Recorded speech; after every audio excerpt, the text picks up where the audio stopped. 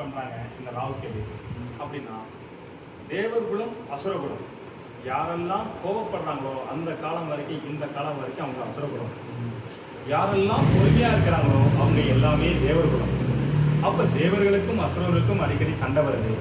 அப்ப தேவர்களால சமாளிக்க முடியாம பிரம்மதேவர்கிட்ட போய் கேட்குறாங்க, நாங்க ரொம்ப கஷ்டப்படுறோம், உங்களால எங்களுக்கு சாகாத வரத்தை கொடுத்தங்களே அப்படின்னு கேட்கும்போது, சாகாத வரம் வேணா சின்ன விஷயம் இல்லை, பால் கடல் அமிர்தம் கிடைங்க, அந்த அமிர்தத்தை நீங்க குடிச்சிங்கன்னா நீங்க சாகாத வரம் உங்களுக்கு கிடைச்சிருன்னு சொன்ன உடனே வாசுகிங்கிற பாம்பை வச்சு அந்த அமிர்தத்தை கிடைக்கிறாங்க. அப்ப இவங்களால கடைய முடியல. திரும்பி போய் அசுரர்கள் கூப்பிடுறாங்க, நீங்களும் வாங்கணும், காரணத்தை சொல்றாங்க. இதே மாதிரி அந்த அமிர்தம் கொடுத்தா நமக்கு உயிர் பிரியா இருக்கணும் அப்படின்னா வாசுகிங்கிற பாம்போட தலையை எங்கள்கிட்ட கொடுக்கணும், வாழை நீங்க வச்சுக்கிறாங்க. அதுலேருந்து என்ன எடுத்துக்கணும்னா, நம்மளா ஒருத்தவங்கள்ட்ட போய் ஆஜராயிட்டோம்னா அவங்க சொல்லலாம், நம்ம கேட்டுதான் ஆகணும். அப்ப வால் பக்கத்தை இவங்க எடுத்துக்கிறாங்க, தலை பக்கத்தை இவங்க வச்சுக்கிறாங்க. அப்ப அந்த வாசிங்கிற பாம்பை வச்சு வெள்ளை குதிரை வெள்ளை இனவது இந்திரன் பெறாங்க, மகாலட்சுமி வராங்க, பெருமாள்கிட்ட பெறாங்க. ஆனா இவங்க எதிர்பார்த்தது அமிர்தம், வந்தது விஷம். பாதி அசுரர்கள் இறந்தாங்க. நாளைக்கு எனக்கு ஒருத்தவங்க பார்த்துப்பாங்க, நாளைக்கு என்ன ஒருத்தவங்க செஞ்சு கொடுத்துருவாங்கன்னு நினைச்சு எதிர்பார்த்தா அது விஷமா கூட மாறலாம். இன்னைக்கு என்ன நடக்குதோ அதை எதிர்பார்த்து போயிட்டு இருக்கணுமே தவிர நாளை அப்படிங்கிற விஷயம் எப்படி வேணாலும் மாறலாங்கிறது இதுலேருந்து நம்ம எடுத்துக்கணும். அப்போ பாதி அசுரர்கள் இறந்து போன பிறகு அவங்களால ஒன்றும் பண்ண முடியல. அடுத்தது அமிர்தம் வருது, அமிர்தத்தை பிடிங்கி வச்சுக்கிட்டு எங்களுக்கு தான் சொந்தம், நாங்கள் தான் நிறைய பேர் இறந்து போயிட்டு சண்டை போடுறாங்க. அப்போ சண்டை போடும்போது உடனே இவங்க என்ன பண்ணுறாங்கன்னா, மகாவிஷ்ணு காக்கும் தெய்வம் மகாவிஷ்ணு அவதாரம் எடுத்துடுறாங்க.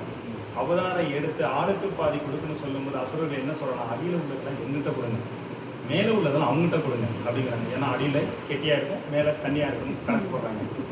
அப்போ இதுதான் சந்தர்ப்பம்னு சொல்லி மகாவிஷ்ணு எல்லாத்தையும் ஊற்றி ஊற்றி தேவர்களுக்காக கொடுக்குறாரு. அப்போ அதை கண்டுபிடிச்சவரோட பேர் சோமபானம், அதுதான் ராகு கேது. அப்போ தேவர்கள் மாதிரி உருமாறி போய் சூரியனுக்கும் சந்திரனுக்கும் நடுப்புற உட்காந்துட்டாங்க. அப்போ அந்த பிரம்மா மகாவிஷ்ணுவால் கண்டுபிடிக்க முடியல. அப்போ சுதர்சன சக்கரம் வச்சு கழுத்தை அறுத்துறாரு, தலை துண்டிக்கப்பட்டு உயிர் பிரிய மாட்டது. அமிர்தம் முடிச்சால தலைக்கும் உயிருக்கு உடம்புக்கும் உயிர் இருக்கு. இப்படி ஒரு விஷயம் இருக்கக்கூடாதுன்னு பாம்பு தலையை வைக்கிறாங்க. அப்போ பாம்பாக பட்டவங்க தான் ராகு கேது. அப்போ அவர் ஏன் சேவைக்கு காட்டி கொடுத்ததுனால சூரியனையும் சந்திரனையும் 3.25 நாள் பிடிச்சி வைக்கிறார். அதான் சூரிய கிரகம். அப்போ அது வலிமையான கிரகம். அப்போ ராகு கேதுங்கிறது ஒரு வலிமையான கிரகம் ஆயிடுது. ஏன்னா குடும்பத்திலேயே சூரியன் தான் நம்பர் 1, அவரே பிடிக்கிறாருன்னா அப்போ நம்மளோட குடும்பத்தை வந்து அவங்க உயிரை வச்சு எல்லாத்தையும் எடுத்துருவாருங்கிற ஒரு விஷயத்தை காமிச்சிருவாரு. அப்போ பலமான கிரகம் தான் ராகு கேது. அப்போ இவர் உடனே என்ன பண்ணுறாருன்னா, முறையான கிரகங்கள் ஆயிடுறாரு. அதனால சந்திர கிரகணம், சூரிய கிரகணம். அதுக்கு அடுத்தது இது ராகுகேது உருவான கதை. அப்போ திருப்பாம்பரத்துக்கு அவருக்கு என்ன சம்பந்தம் அப்படின்னு பார்க்கும்போது, ஒரு குடும்பத்தில் நான் தான் சம்பாதிக்கிறேன், நான் தான் எல்லாம்னு நினைச்சா கஷ்டம். அந்த குடும்பத்தை பார்த்துக்கிறவங்க நான் தான் எல்லாத்தையும் பார்த்துக்கிறேன், நான் தான் எல்லாம் செய்கிறேன் அப்படின்னு அவங்க நினைச்சா கஷ்டம். 2 பேரும் தொடர்ந்து நினைச்சா கர்வம். அதே மாதிரி சிவனோட கழுத்தில் கிடக்கிற பாம்புக்கு கர்வம் வருது. நம்ம இல்லைன்னா சிவன் இருக்க மாட்டாரு, நம்மளை வச்சு தான் இவருக்குள்ள பவரா இருக்கிறாரு அப்படின்னு அதுக்கு தோண ஆரம்பிச்சிருக்கு. அந்த நேரத்தில் விநாயகருக்கு ஆசீர்வாதம், ஆமா நான் புரிஞ்சுக்கிறேன். அந்த நேரத்தில் விநாயகருக்கு ஆசீர்வாதம் வாங்குறாரு. அவர் கழுத்தில் கிடைக்கிற பாம்பு ரொம்ப கர்வத்தோட விநாயகர் ஆசீர்வதிக்குது. விநாயகர் கோபம் அடைஞ்சு சர்வ இனிமே விஷத்தன்மை இழந்து போகணும்னு சாபம் கொடுக்குறாரு. அதே மாதிரி நம்ம தாத்தா பாட்டி அப்பா அம்மா ஒருத்தவங்க கோபமாக இருக்கும்போது நம்ம பேசுனோம்னா அவங்க வாயிலேருந்து வர வார்த்தைகள் எல்லாம் நமக்கு சாப்பிடணும். அப்போ அவங்க கோபம் இருந்தால் அவங்க பேசக்கூடாது, ஏன் வெளில மறுபடியும் பார்த்துக்கணும். இல்லைன்னா அவங்க அந்த கோபத்திலே ஒவ்வொரு வார்த்தைகள் சொல்ல சொல்ல நமக்கு சாபங்கள் வந்துடும். அப்போ எல்லா பாம்புகளும் கஷ்டப்படுது. ஒரு பாம்பு பண்ண தப்புக்கு அவர் வாயில சர்வ இனிமேட்டார். அப்போ கடவுளோட வாயிலே இப்படி வருதுன்னா சாதாரண மனிதர்கள் நம்மளோட வாயில எப்படி இப்படிலாம் வருங்கிறத நம்ம யூகிக்கவே முடியாது. அப்போ எல்லா பாம்புகளும் கஷ்டப்படுது. இந்த கஷ்டங்கள் அதிகமாக இருக்கும்போது அதே மாதிரி நமக்கு இந்த கஷ்டங்கள் அதிகமாக இருக்கும்போது நம்ம ஒரு ஜோசிட்டு நண்பர்கிட்ட போய் கேட்போம், ஏன் எங்கள் வாழ்க்கையில் இப்படி இருக்குதுன்னா அவங்க இந்த கோயிலுக்கு போங்க அந்த கோயிலுக்கு போங்கன்னு சொல்லுவாங்க. ஜாதகங்கிறது விட்டணும், இந்த கோயிலுக்கு போங்க அந்த கோயிலுக்கு போங்கன்னு சொல்லுவாங்க. அது ஒரு அசரிதி வாக்கு. அப்போ இந்த பாம்புகள்லாம் சேர்ந்து ஒரு முனிவர்கிட்ட போய் கேட்குறாங்க, நாங்கள் ரொம்ப கஷ்டப்படுறோம், நாங்கள் என்ன பண்ணுறதுன்னு கேட்கும்போது அந்த முனிவர் என்ன சொல்கிறாருன்னா, இந்த ஊரோட பேர் ஆதி காலத்து பேர் ஊரகப்புறம். அங்கே ஊரகப்புறத்தில் ஒரு சிவபெருமான் பூஜையில் தவத்தில் இருக்கிறார். அவரை நீங்கள் போய் பார்த்தீங்கன்னா உங்களுக்கு சாபமோச்சனை கிடைக்கும், போயிட்டு வாங்கன்னு சொல்கிறாங்க. சரி சொல்லியாச்சேன்னு சொல்லிட்டு இந்த பாம்புகள்லாம் கிளம்பி வராங்க, அவங்களால வர முடியல. திரும்பி போய் அந்த முனிவர்கிட்ட போய் கேட்குறாங்க, நாங்கள் ஏன் அந்த ஊருக்கு போக முடியல, என்ன காரணம் அப்படின்னு கேட்கும்போது, சொல்ல வேண்டியது என்னோட கடமை, ஆனால் கூப்பிட வேண்டியது அவர் இல்லை அப்படிங்கிறாங்க. அப்போ நம்மளாம் முடிவு பண்ணி இந்த ஊருக்கு வர முடியாது, அவராக கூப்பிட்டா தான் வரலாம். இந்த வழியை 1000 ட்ரிப்பு போவோம், ஆனால் நம்மளால வர முடியாது. அப்போ நம்மளை எந்த வயசில் கொண்டாந்து இங்கே வர வைக்கணுங்கிறது அவரோட கணக்கு. அப்போ அவரோட கணக்கு கரெக்டாக இருந்தால் இங்கே வரலாம். அப்போ மாசி மாசத்துல வர மகா சிவராத்திரி அன்னைக்கு கும்பகோணத்தில் நாகேஸ்வரன் வந்து முதகால பூஜை, 2ஆம் கால பூஜை திருநாகேஸ்வரம், 3ஆம் காலம் இந்த ஊருக்கு வரும்போது சாமி சோதிச்சு பார்க்குறாரு. குளத்தை உண்டு பண்ணுறாங்க, எல்லாம் ரெடி பண்ணுறாங்க, சுவாமிக்கு பூ கிடைக்கல. அப்போ தேடி பார்க்குறாங்க. அப்போ பார்வதி தேவி இவங்களோட தேடலை கண்டுபிடிச்சி இந்த ஊரில் அகத்திக்கீரை பூ பூக்க வைக்கிறாங்க. ஏன் இந்த ஊரில் இவ்வளோ பூ இருக்கும்போது இந்த ஊரில் அகத்திக்கீரை பூ பூக்க வைக்கிறாங்கன்னா, இந்த அகத்திக்கீரை பூ தான் அகஸ்தியரோட பேர் வரும். சிவபெருமான் யார்கிட்டையும் கோவப்பட மாட்டார்னா அந்த அகஸ்தியத்தை மட்டும் தான் கோவப்பட மாட்டார். அதனால தான் இந்த ஊரில் அகத்திக்கீரை பூவை பார்வதி தேவி பூக்க வைக்கிறாங்க. அப்போ அந்த ஊரில் அகத்திக்கீரை பூவை பறித்து ஆலமரத்தை விழுது கீழே கடந்திருக்க தொழுது சுவாமிக்கு மாலையாக போடுறாங்க. அப்போ இந்த பூஜை கண்ட சிவபெருமான் காட்சி கொடுத்த ஸ்தலம் இது. அப்போ காட்சி கொடுத்தோன்னு இந்த பாம்புகள்லாம் சேர்ந்து சிவபெருமானை வணங்குறாங்க. பாம்புரநாதரே, பாம்புகள்லாம் வாழ்வழித்த பாம்புரநாதரே அப்படின்னு வணங்குறாங்க. வணங்கின உடனே அதுலேருந்து இந்த ஊர் பாம்புபுரம், சுவாமியோட பேர் பாம்புரநாதர். 1700 வருஷத்துக்கு முன்னாடி 6ஆம் நூற்றாண்டில் திருஞான சம்பந்தர் வந்து இந்த ஸ்தலத்தில் பாட்டு பாடியிருக்கிறார். எந்தெந்த ஸ்தலங்கள்லாம் திருஞான சம்பந்தர் பாடியிருக்கிறாரோ அந்த ஸ்தலங்கள் எல்லாமே திருங்கிற அடமொழி வரும். திருச்சி, திருவெரும்பூர், திருவனைக்காவல், திருப்பாமரம், திருமிச்சூர்னு இப்படி வரிசலாக வரும். அப்போ இந்த ஊரோட அடமொழி திருநா திருஞான சம்பந்தர் பாடல் பெற்ற ஸ்தலம். அப்போ இவர் வந்து பாடிக்கிறனால திரு பாம்புபுரம் அப்படிங்கிற ஒரு அடமொழி வந்தது. அப்போ அவர் திருப்பாம்பரத்தை பற்றி என்ன பாட்டு பாடியிருக்காருன்னா, திருப்பாம்பரம் நன்னகராவே இழந்ததெல்லாம் மீட்கக்கூடியவரே அப்படின்னா 1500 வருஷத்துக்கு முன்னாடி ஒரு பணக்கார சாமி. இந்த ஊர் பெரிய நகரம், நம்ம திருப்பதி மாதிரி. அடுத்தது இந்த சாமியால் இப்போ பணக்காரர். அதே தான் நம்ம லைஃப்பும். இந்த கடவுளோட லைஃப் எப்படி வாழ்தோ அதே மாதிரி தான் ஒரு சுயற்சி வந்துகிட்டே இருக்கும். அதை நம்ம விடாமல் முயற்சி பண்ணும்போது தான் எல்லாமே கிடைக்கும். அப்போ இந்த பாம்புகள் எல்லாம் முடிச்சுட்டு நாகூர் போகிறாங்க 4ஆம் கால பூஜைக்கு. அப்போ ராகுகேது மட்டும் இங்கே தங்கிக்கிட்டு என்ன கேட்குறாங்க, நான் உங்களை மட்டும்தான் பார்த்தேன், அம்மாவையும் உங்களையும் எனக்கு திருமண குளத்தில் காட்சியளிங்கன்னு சிவன் பார்வதி 2 பேரும் திருமண குளத்தில் காட்சியளித்த ஸ்தலம் இது. திருமணம் ஆன ஸ்தலத்தில் திருமண குளத்தில் காட்சியளித்த ஸ்தலம். அப்போ அந்த திருமண குளத்தை பார்க்கும்போது அவருக்கு ஒரு தலை பத்தலை, 5 தலையாக எடுத்துக்கிட்டார். அதனால தான் இங்கே ஏக சரிகனமாக இறைவனே பாம்பு ரூபத்தில் வச்சு 5 தலை தாங்க நாகம். அப்போ நான் இந்த ஊர்லேயே தங்கிக்கிறேன்னு கேட்குறாரு. அதனால இந்த ஊரில் தங்குறது தான் ரொம்ப விசேஷம். அப்போ அவர் என்ன கேட்குறாருன்னா, நீ என்னை பார்க்க ஆசைப்படுற, நீ அம்மாவை பார்க்க தான் ஆசைப்படுறேன்னு சொல்லி அம்பாவை பார்க்க நிற்பட்டார். அதனால் அம்பாவை பார்த்துட்டு இருக்கும்போது அவரோட நெஞ்சில் சிவபெருமான் தான் இருப்பார்.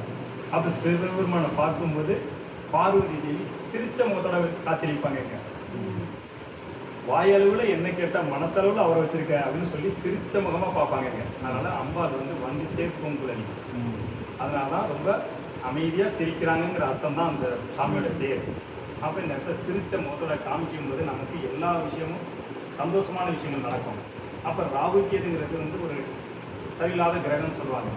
அப்போ இந்த இடத்துல அவரே ரொம்ப சந்தோஷமாக இருக்கும்போது நம்ம கேட்குறது எல்லாத்தையும் கொடுக்குற இடத்துக்கு வந்துருக்கிறாரு. அதனால எல்லாத்தையும் கொடுத்துருவார். அதனால இந்த ஊரில் பாம்புகள்லாம் சத்தியம் பண்ணி கொடுத்துட்டு, யார் எங்களோட தோஷத்தில் ஒரு இரவு தங்குறாங்களோ அவங்களோட தோஷத்தை கொண்டாந்து உங்களோட காலேஜில் போடணும்னு சொல்லியிருக்காங்க. அதனால இந்த ஊரில் பாம்பு கழிச்சு யாரும் சாக மாட்டாங்க. ஆலமரத்தை விழுது திரையை தொடாது, அகத்திக்கிற பூ பூக்கும், காய் காய்க்காது. இது எல்லாமே இந்த ஊரில் இது வரைக்கும் நடக்கிறது. அப்போ இந்த மண்ணுக்கு ஒரு பவர் இருக்குது. அப்போ இந்த இடத்துக்கு வரும்போது நம்ம மொபைல் பார்க்குறது, டிவி பார்க்குறது, மற்ற விஷயங்களை பற்றி யோசிக்கிற இடம் கிடையாது. நம்ம வாழ்க்கையில் எதுக்கெல்லாம் கஷ்டப்பட்டோம், நமக்கு நம்ம எதுக்கெல்லாம் நம்ம முயற்சி பண்ணி வெற்றி அடையணும், நம்ம வாழ்க்கைங்கிற ஒரு விஷயம் பெரிய லெவல், அது எப்படிலாம் நம்ம கொண்டு வரணுங்கிற ஒரு விஷயத்தில் உணர ஆரம்பித்தோம்னா எல்லாத்தையும் வெற்றி அடைகிறதுக்கு தான் இந்த ஊர் வந்திருக்கோம். அதனால் என்ன திருமணம் ஆகிறது, வேலை கிடைக்கிறது, எதுவாக இருந்தாலும் ப்ரொமோஷன் கொடுத்துட்டே இருப்பார். ஏன்னா இவர் வந்து இருக்கிற அமைப்பு அப்படி. அதனால இந்த இடம் வந்து ஒரு உங்களுக்கு ஒருநிலைப்படுத்தணும். உள்ளே போகும்போது நம்ம வாழ்க்கையில் இல்லை. அதனால இந்த ஊரில் இவ்வளோ வரலாறுகள் நடந்த ஊர் இது. அதனால் இந்த இடத்தோட இது வரைக்குமே அகத்திக்கிற பூப்புக்கும் காய் காய்க்காது. ஏன் அகத்திக்கிற பூப்புக்கும் காய் காய்க்காது? அப்படின்னா எல்லாருக்கும் 12 ராகு இருந்தால் பிறவி கிடையாது. இந்த சிவன் எனக்கு பிறவியே வேண்டாம்னு சொன்னால் அடுத்த பிறவி கிடையாது. அதனால தான் பூ பூக்கும் காய் காய்க்காது. அப்போ காய் இருந்தால் தான் முளைக்கும். அப்போ நமக்கு இந்த ஜென்மமே எனக்கு போதும், உன்னோட காலடிக்கு வரணும் யார் கேட்குறவங்க மறுஜென்மம் கிடையாது இந்த கோயிலுக்கு வந்து. அதனால இந்த அமைப்பும் இவர்கிட்ட தான் கொடுத்துருக்கிறார். அதனால சிவனுக்கு பின்னாடி ஒரு மகாவிஷ்ணு இருப்பாங்க. அந்த வன்னி மரத்துக்கு சைடில் பார்த்தீங்கன்னா மகாவிஷ்ணு இருப்பாங்க. செலவு இருக்கும். அதெல்லாம் கவனிச்சிட முடியாது. போனாலும் ஒருத்தரும் காமிச்சாலும் தெரியும். அப்போ இது எல்லாமே செய்யக்கூடிய அமைப்பு இந்த சுவாமிகிட்ட இருக்குது. அதனால இந்த இடத்துக்கு வந்தீங்கன்னா எல்லா விஷயங்களும் நடந்துடும். அதனால இந்த வரலாறு தெரிஞ்சது தான் உள்ளே போனீங்கன்னா எல்லாமே கிளியராக இருக்கும். இல்லை நம்ம பக்கத்தில் சாமி கும்பிட்டோம் அப்படின்னா இன்னும் கொஞ்ச நாள் வச்சு நம்ம என்ன திருப்பம்பத்தை சாமி கும்பிட வேணும், ஏன் இது கிடைக்கல அப்படின்னு நிறைய பேரோட கேள்விகள் இருக்கும். அப்போ அந்த கேள்விக்கு பதில் சொல்ல முடியாது. என்ன காரணம்னா நம்ம எல்லாத்தையும் எடுத்துக்கணும், நமக்கு கடவுள் கொடுத்துட்டாரு, எல்லாத்தையும் நம்ம செஞ்சு வச்சுட்டாங்க நம்ம முன்னோர்கள் அப்படிங்கிற ஒரு விஷயத்தை என்னைக்கு நம்ம உள்வாங்குறோமோ அன்னைக்கு தான். இப்போ ஒரு உதாரணத்துக்கு எடுத்துக்கிட்டோம்னா இப்போ இது கட்டி 10 வருஷம் ஆகுது, அது கட்ட 1500 வருஷத்துக்குனால அதுக்கு மேலே இருக்கலாம். இப்போ நம்ம என்னென்னமோ படிக்கிறோம். அப்போ 1500 வருஷத்துக்கு முன்னாடி கட்டப்பட்ட பில்டிங்கில் ஒரு கல் சில்லு கூட விழுல. நம்ம என்னென்னமோ போட்டு இந்த இன்ஜினியரிங் ஆர்கிடெக்சர் படிக்கிறோம், கீழே விழுது. அப்போ அவங்களோட இது விஷயங்கள் என்னன்னா யாரையும் எதிர்பார்க்கல. அவங்க யாரையும் எதிர்பார்க்காதவங்க தான் நம்ம தாத்தா பாட்டிலாம் அந்த அளவுக்கு பண்ணியிருக்காங்க. அப்போ அந்த கோவிலுக்குள்ளே போகும்போது நம்ம உணரணும். என்ன உணரணும்? நம்ம தாத்தாவும் பாட்டி இவ்வளோ பெரிய கல்லை தூக்கி வச்சிருக்காங்க, நம்ம ஏன் வீட்டில் இருக்க டம்ளர் நான் தூக்க முடியல, நம்ம ஏன் கூட்ட முடியல, நம்ம ஏன் துணிக்க வைக்க முடியல. அப்போ இவ்வளோ விஷயம் அவங்க பண்ண வழி, அவங்க வழி வந்த நம்ம தானே. அப்போ நம்மளோட மூளையை மங்க வச்சுட்டாங்க. எல்லாம் கிடச்சிரும் போ, யாராச்சும் உனக்கு செஞ்சு கொடுப்பாங்க போ அப்படிங்கிற ஒரு விஷயத்துக்குள்ளே போய் நம்மளோட நாட்களை இழந்து நேரத்தை கடந்து வந்துட்டோம். அதனால அவங்களோட அட்வான்ஸோட மூலையை எடுத்துக்கிட்டோம்னா நம்ம எல்லாத்தையும் கொண்டு வந்துடலாங்கிற ஒரு விஷயத்தை தெரிஞ்சுக்கணும். அப்போ இந்த உலகத்தோட மையப்பகுதி எதுன்னு நம்ம தாத்தாவை பாட்டி கரெக்டாக கண்டுபிடிச்சிருக்காங்க. நம்மளால் முடியுதான்? நடராஜரோட சிதம்பரம் நடராஜரோட கட்ட வரையில் தான் இந்த உலகத்தோட மையப்பகுதியே. அப்போ இதெல்லாம் ஒரு சென்டர் கண்டுபிடிச்சி இந்த அளவுக்குலாம் டெக்னாலஜி பண்ணி வச்சுட்டு போயிட்டாங்க நம்ம தாத்தா பாட்டி. அப்போ நம்ம எதுவுமே செய்யலை. அப்போ நம்ம தான் படிச்சிருக்கோம் அப்படின்னு நினச்சிட்டு நம்ம நிறைய அனுபவத்தை நம்ம தாத்தா பாட்டிகிட்ட பேசாமல் விட்டுருக்கோம். அதனால் அவங்களோட அனுபவம் இல்லாமல் நம்ம அனுபவத்தை வாங்குறதுக்கு நமக்கு 60-70 வயசாகி நம்ம வாழ்க்கையை இழந்துடுறோம். அதனால் நம்ம வீட்டுக்குள்ளேயே நிறைய அனுபவங்கள் இருக்குது. அதனால் ஒவ்வொரு இடத்துக்கு வரும்போது ஒவ்வொரு விஷயங்கள் நடக்கும். அதனால தான் நம்ம கோயிலுக்கு சில பேர் கேட்பாங்க, ஏன் நம்ம ஊர்லேயே கோயில் இருக்கு, நம்ம ஊர்லேயே சிவன் இருக்காரு, இப்போ ஏன் நீ திருப்பாம்பரம் போகணும், திருப்பாம்பரத்தை ஏன் ராமேஸ்வரம் போகணும், நிறைய பேரோட கேள்விகள் இருக்கும். அப்போ இதுவும் கடவுள் தானே அதுவும் கடவுள் தானே அப்படின்னு எல்லாமே கேட்பாங்க.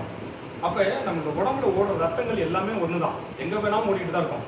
ஆனால் அதுக்காக நம்ம போய் டெஸ்ட் பண்ணணும்னாக்கா மண்டையில் எடுக்க முடியாது. எங்கே எடுக்கணுமோ அங்கங்கே தான் எடுக்க முடியும். ஒரு சிறப்பு வரலாறு இருக்கு.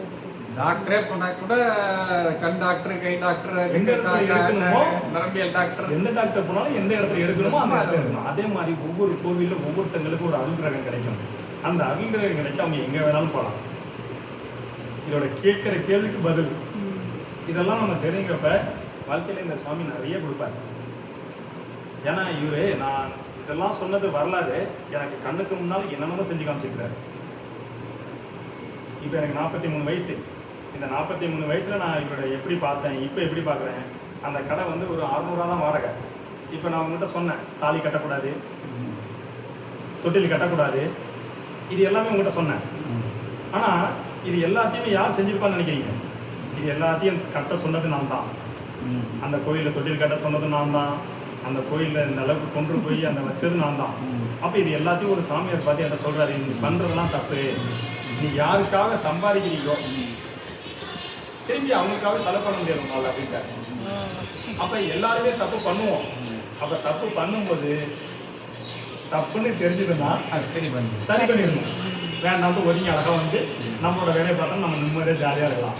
இல்லைன்னா திரும்பி இதை அனுபவிக்கிறதுக்கு நாங்கள் வேண்டாம் அப்படின்ட்டு முடியாந்து வர்றாங்க. அதனால் இந்த கோயிலுக்குள்ள அவ்வளோ வரலாறுகள், அவ்வளோ விஷயங்கள் நடந்திருக்கு. அதனால் நீங்கள் இதை முடிச்சுட்டு போன உடனே 48 நாளில் என்ன பண்ணணும் அப்படின்னா, உங்களுக்கு திருமணத்துக்காக பண்ணுறீங்க. அப்போ திருமணத்துக்காக பண்ணும்போது பையனுக்காக பண்ணுறீங்க. அப்போ பண்ணும்போது நீங்கள் என்ன பண்ணணும், அந்த குரூப்பில் என்ன பண்ணுவாங்கன்னா, இந்த காயின் காசெல்லாம் கொடுத்து எடுத்து போய் வீட்டை முடிஞ்சு வைங்க, சீக்கிரம் 48 நாள் நடந்துடும் அப்படின்னு சொல்லி கொடுத்துருவார். அப்படி இல்லை, அந்த காயினை நல்லா பூஜையில் வச்சுட்டு நம்ம ஒரு நல்ல நேரம் வந்தது, நல்ல சுவாமி வேண்டிக்கணும். வேண்டிட்டு வீட்டில் இருக்கிற குலதெய்வத்தை வீட்டில் எப்போ சுவாமி நல்ல விளக்கு ஏற்றுறோமோ அந்த இடத்துல நம்ம குலதெய்வம் இருப்பாங்க. நம்ம கோயிலில் தான் போய் பார்க்கணும் தேவையில்லை. நம்ம வீட்டில் எந்த நல்ல விளக்கு ஏற்றுறோமோ அதில் அவங்க குலதெய்வம் ஏற்றிட்டே இருப்பாங்க. அவங்கள வச்சுக்கிட்டு அந்த காயினை வந்து 48 நாளில் என் பையனுக்கு நான் ஒரு திருமணத்தை முடிச்சு வச்சுருன்னு முடிச்சு போடணும். காலையில் போய் இன்னைக்கு என்னென்ன பண்ணணுங்கிறத பார்க்கணும். சாயங்காலம் நான் என்னென்ன பண்ணியிருக்கேங்கிறத பார்க்கணும். ஒரு நாள் இறந்துட்டா 48 ஒரு நாள் போயிட்டே அப்படின்னு என்னைக்கு ஒருத்தங்க யோசிக்கிறாங்களோ இது வரைக்கும் முயற்சி இதுக்கு நல்ல விடாமுயற்சி ஆகும். அப்போ என்னைக்கு ஒருத்தங்க விடாமுயற்சியாக பண்ணுறாங்களோ அவங்க அன்னைக்கு தான் சக்ஸஸ் ஆகும்.